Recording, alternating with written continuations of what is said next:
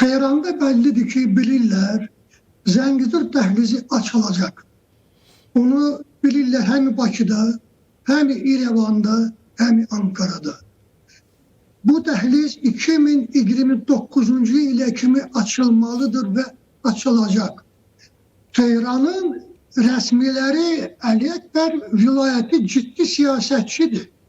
Bu şək şübhəsizdir.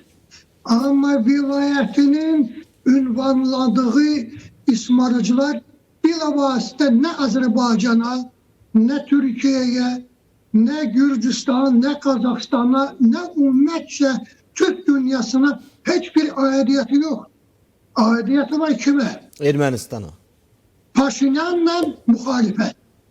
Söhbət gedir konkret olaraq Paşinyanlar və müxalifətdən. Tehranda görürlər ki, Paşinyan həm Rusiya, həm Qərbə yönəlib və seçimini edə bilmir, manevr edir, oyun aparır. Amma Paşinyan oyuncu olmadığı üçün Tehranda bunu da bəllidir, bilirlər. Ona görə onlar qorxurlar ki, Paşinyanın məğlubiyyəti Qərbin gəlişi deməkdir, həm İrəvana, Ermənistana, həm Cənubi Qafqaza. Halbuki bu İran üçün lazımdır. İran öz tərəfindən həm mesaj göndərir müxalifətə.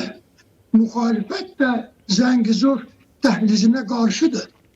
Məhz buna görə o göstərir ki, bizim marağımız, yəni İranın və müxalifətin marağı birdir. Rusiya maraqlıdır ki, bu Zəngəzur dəhlizi açılsın, amma bir şərtlə ki, onu nəzarət etmək istəyir.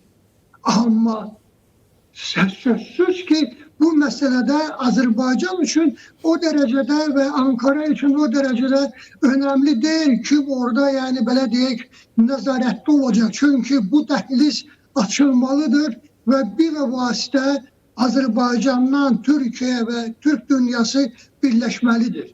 Buna qarşı Rusiyaya qarşı deyil, çünki qüvvəsi çatmır.